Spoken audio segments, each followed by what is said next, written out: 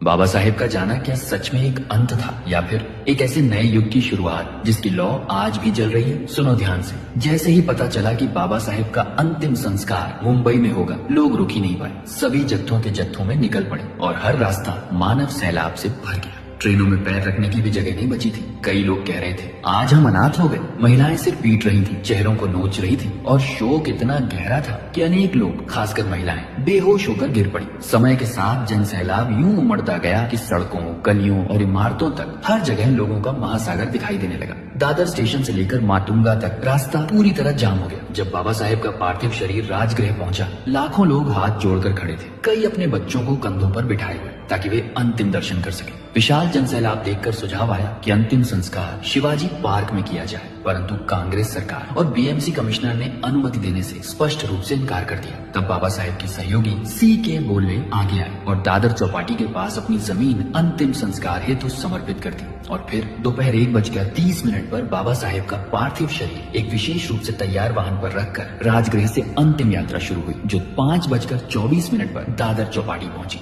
कई स्थानों पर मौन जनसागर अचानक गूंज उठा, बाबा साहेब की जय, बाबा साहेब अमर रहे। और इसी मौन सागर के बीच बाबा साहेब को चंदन की ऊंची विशाल चिता पर ऐसे रखा गया था कि जहां तक नजर जाए हर व्यक्ति अंतिम दर्शन कर सके। लेकिन अंतिम संस्कार शुरू होने से ठीक पहले दादा साहेब गायकवाड़ माइक पर आए और बोले, बाबा साहेब 16 दिसंबर को आपका हाथ पकड़कर आपको बुद्ध के धम्म की ओर ले जाने वाले थे, लेकिन आज उलटा हो गया। उनका शरीर चिता पर है, पर उनकी इच्छा हम यहीं पूरी करेंगे। जो लोग बौद्ध धम्म में अपनाना चाहते हैं हाथ उठाए। क्षण भर का मौन टूटा और पूरा समुद्र हाथों से भर गया। भदंतानंद कौशल्यायन ने वहीं उसी क्षण लगभग 10 लाख लोगों को धम्म दीक्षा दी। शोक के बीच जन्म लेती एक नई क्रांति। शाम 7:35 पर अंतिम संस्कार की विधि शुरू हुई और जब यशवंत आम्बेडकर ने चिता को अग्नि दी, तब पहली लौ उठी और बाबा साहेब धीरे धीरे पंच तत्वों में विलीन होते चले गए। वह दृश्य इतना दर्दनाक था कि हवा तक एक भारी आह जैसी महसूस हो रही थी। अगली सुबह 8 दिसंबर 1956 को दादर श्मशान से बाबा साहेब की अस्थियां यशवंत आम्बेडकर ने एकत्रित की और उस पवित्र क्षण में लगभग 3 लाख लोग मौन श्रद्धांजलि में खड़े थे। जो 6 दिसंबर को नहीं पहुंच पाए थे, वे आज पूरी विनम्रता से सिर झुकाए खड़े थे। वहीं भदंत आनंद कौशल्यायन ने त्रिशरण और 22 प्रतिज्ञाओं के साथ लगभग 1,50,000 लोगों को धम्म दीक्षा दी।